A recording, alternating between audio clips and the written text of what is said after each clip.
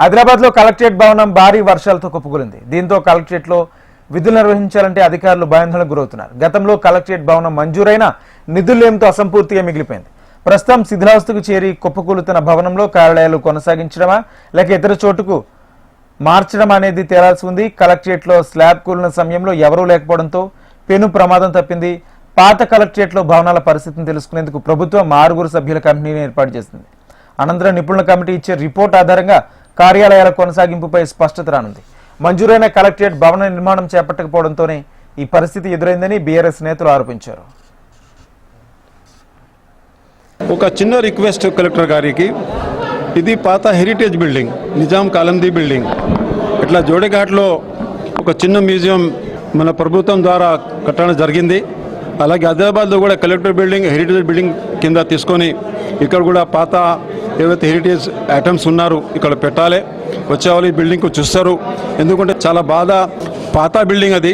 అని తర్వాత కలెక్టర్ గారికి ఇంకా ఒక రిక్వెస్ట్, తమరు ఎవరైతే కాంట్రాక్టర్ ఉన్నారో పని పెట్టి వెళ్ళిపోయారు వాళ్ళకు మీరు రిక్వెస్ట్ చేసి వాళ్ళు ఏదైతే పేమెంట్ ఇచ్చేసి ఆ కొత్త బిల్డింగ్ పని తొందరగా స్టార్ట్ చేయాలి.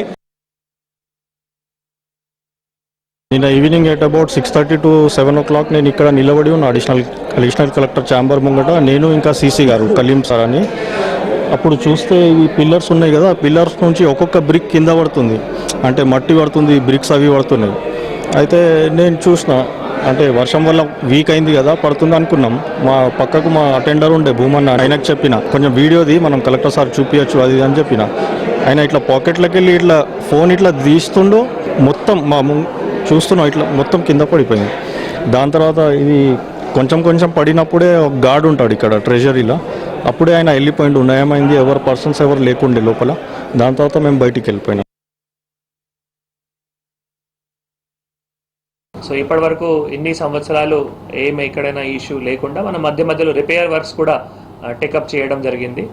కానీ ఈసారి అంటే ఇట్లా ఎక్కడైనా రిపేర్ వర్క్స్ టేకప్ చేయాలో లేదు ఎక్కడైనా డ్యామేజెస్ వచ్చినాయి, ఎందుకంటే పైన పిఓపి ఉంది కాబట్టి డ్యామేజెస్ ఎక్కడైనా రూఫ్లో కానీ సీలింగ్లో కానీ లేదు వాల్స్లో కానీ ఎక్కడైనా ఇట్లా డ్యామేజ్ అవుతున్నాయి. అది దానికి మాకు అంటే ఏం సమాచారం, ఇట్లా చూస్తే ఏం సమాచారం కానీ ఎక్కడైనా రిక్వైర్మెంట్ కానీ దానికి సంబంధించిన ఎక్కడైనా అవకాశం కూడా రాలేదు.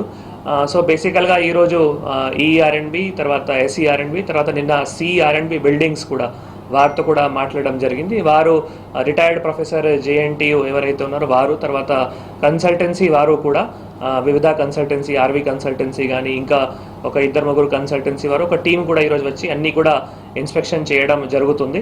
నా వారు ఇప్పుడు ఏవైతే అనదర్ సైడ్ ఆఫ్ కారిడార్ ఉన్నాయో, అంటే ఎక్కడైనా అడిషనల్ కలెక్టర్ ఛాంబరు, తర్వాత డిసిఎస్ఓ కింద వాటికి ఒక ఎన్డిటి నాన్ డిస్ట్రక్టివ్ టెస్టింగ్ కూడా చేస్తారు. దాని ప్రకారం మళ్ళీ ఫస్ట్ అది కూడా మనం అసెస్ చేస్తాము, దట్ ఆ సైడ్ కూడా మళ్ళీ ఫీజిబుల్ ఉందా లేదా దాన్ని కూడా అసెస్ చేసిన తర్వాత ఫర్దర్గా డిసిజన్ తీసుకోవడం జరుగుతాయి. వారు చెప్పిన ప్రకారం రిట్రోఫిట్టింగ్ కానీ రీహాబిలిటేషన్ కానీ, అంటే ఏవైతే డ్యామేజ్ పోర్షన్ ఉన్నాయో అవి కూడా చేయడానికి ఆస్కారం ఉంది.